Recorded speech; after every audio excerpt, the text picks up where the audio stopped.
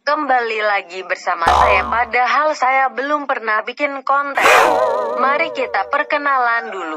Ini saya Ardiansyah dari Prodi Akuntansi Syariah, NIM 140414050. Ini foto saya. Bukan. Nah, ini baru saya. Jelek kan?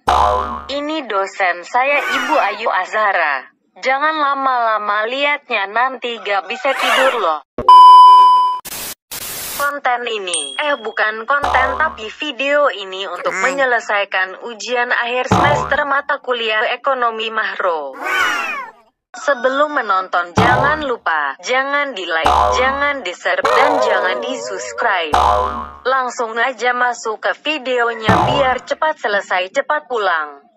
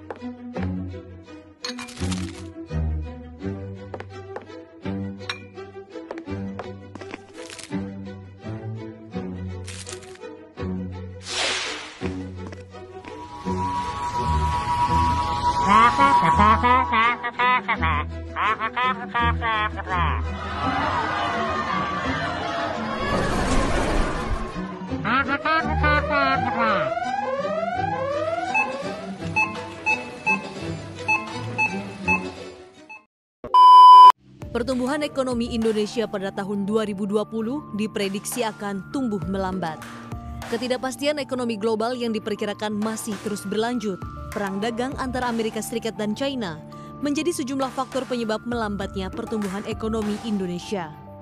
Meskipun diproyeksi cenderung melambat, namun pemerintahan Presiden Joko Widodo masih tetap optimistis bahwa pertumbuhan ekonomi akan menyentuh angka 5,04%. Memperkirakan akan tumbuh 5,04 atau 5,05 kurang lebih, tapi bisa aja nanti bisa di atas itu, bisa aja juga di bawah itu. Tetapi yang paling penting kalau kita bandingkan dengan negara-negara lain yang sekarang ini hampir semuanya turun, kita ya patut bersyukur bahwa masih diberi angka pertumbuhan ekonomi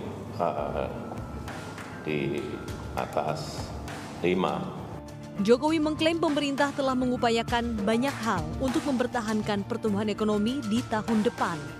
Di antaranya, menjamin kemudahan perizinan, menyelesaikan pembebasan lahan, serta mengurangi impor minyak dan gas. Perkiraan pertumbuhan ekonomi yang senada juga diungkapkan oleh Deputi Gubernur Senior Bank Indonesia, Destri Damayanti. BI optimistis pertumbuhan ekonomi Indonesia pada tahun 2020 dapat mencapai 5,1 hingga 5,6%. Bahkan pada tahun 2021, ekonomi Indonesia diprediksi bisa tumbuh 5,6%. Menurut Destri, pertumbuhan ekonomi ini dapat dicapai dengan bauran kebijakan yang dibuat bersama oleh pemerintah dan juga regulator.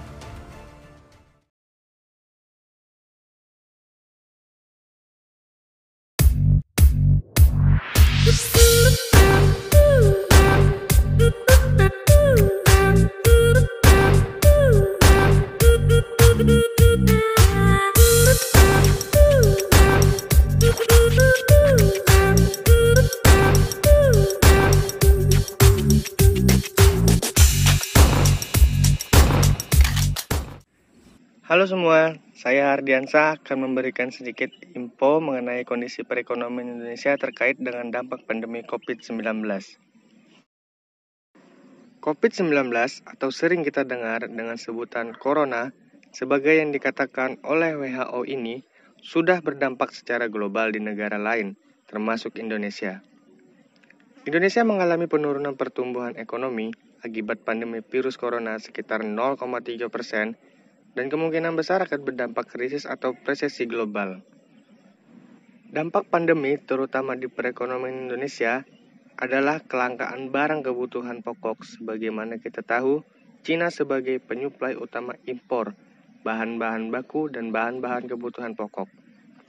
Misalnya ini akan terjadi dalam jangka waktu yang cukup lama, ini akan berdampak negatif pada perekonomian di Indonesia. Ada beberapa langkah untuk pemerintah lakukan dimensinya, ada di jangka pendek dan jangka panjang. Di jangka pendek, tentunya bagaimana pemerintah harus menjaga kestabilan harga melalui relaksi impor, menjaga stok pangan, stok kebutuhan pokok, dan bahan-bahan industri yang harus tetap ada dan tidak kehabisan. Untuk jangka panjang, harus mencari pasar ekspor impor selain Cina, harus melakukan intervensi kebijakan baik fiskal maupun moneter. Dalam hal ini, daya masyarakat akan menimbulkan shock untuk masyarakat dari harga yang meningkat. Dalam hal ini, saya rasa pemerintah juga mengeluarkan kartu prakerja, kemudian BLT, agar kelompok-kelompok yang paling rawan tidak terdampak terlalu serius.